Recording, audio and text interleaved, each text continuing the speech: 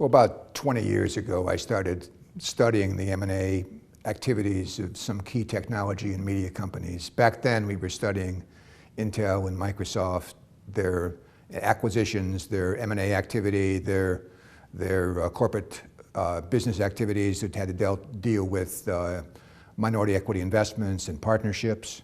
Then along came Google. In around 2003, 2002, even before then, when they were private, they started to do an extensive amount of M&A activity.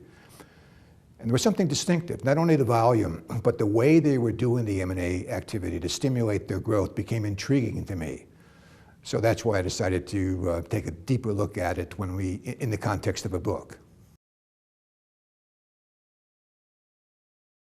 Well, normally growth inside of an organization is described as organic, meaning that it's developed from more marketing activities or extending their product line or building inventory.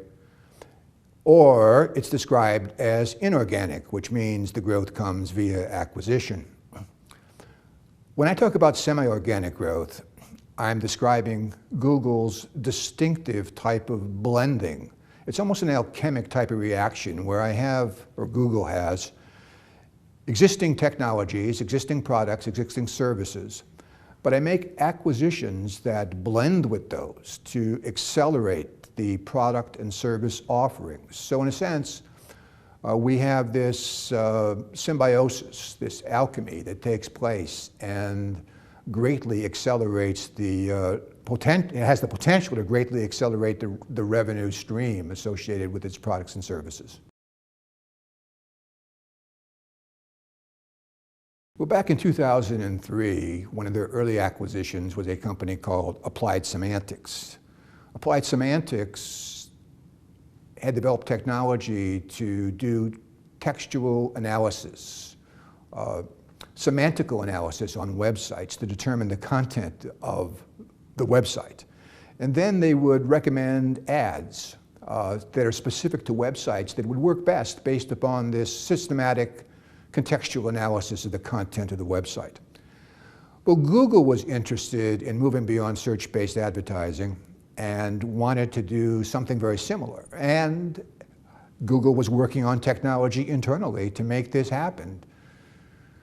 So what happened was that Google decided to acquire Applied Semantics, which was a Santa Monica-based company here close to the UCLA campus. And as a result, the Applied Semantics technology, the Applied Semantics patents, the Applied Semantics capabilities and people were blended with Google's existing movement with respect to contextual-based advertising, and the product AdSense, which actually was an Applied Semantics name, was born. Now, AdSense became extremely vital and was a major source, and still is, of revenue for Google. In fact, we're talking about multiple billions of dollars that was generated as a result of this semi-organic blend of Applied Semantics technology, people, and capabilities with Google's existing technology.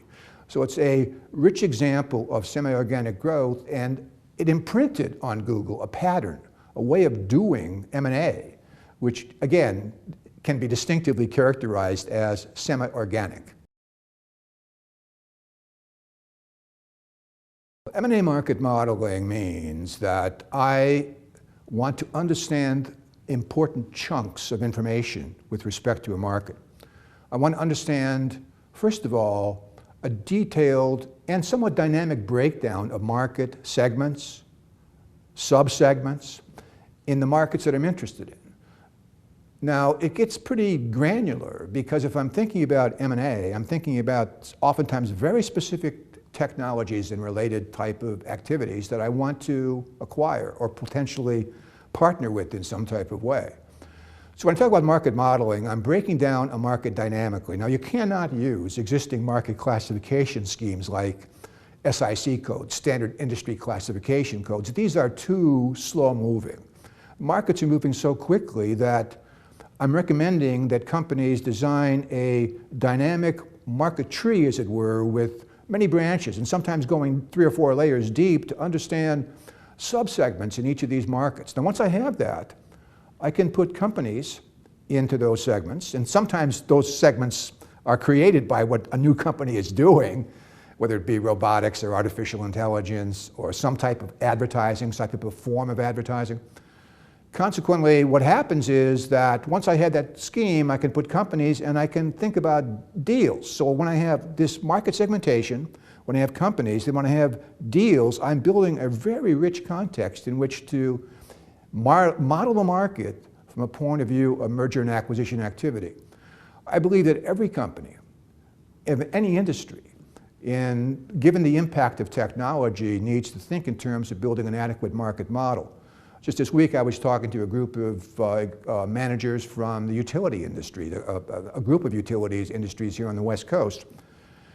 And obviously, the power market is changing very dramatically with respect to renewable green power. And technologies from many players, including Google, are entering that space. It's very important that companies that have traditionally been slow-moving become much more rapid in their response to what's changing in industry after industry. In order to do that, I need to model the market to understand the segments, sub-segments that are changing, and the players and the deals that are being done in that space, and that is called market modeling. Well, certainly valuation is important, but there are other dimensions which clearly have to be considered when we're talking about these type of deals. Getting the strategy correct to be sure that one is not doing something which is going to be counterproductive strategically, paying the right price as far as valuation is concerned, and then knowing how to integrate the company to make it actually blend or work well inside the new company, the blended company, is an extremely important process. So valuation is certainly one piece, but the M&A is a multifaceted type of activity with many dimensions that have to be all worked well in order to build a core capability in M&A.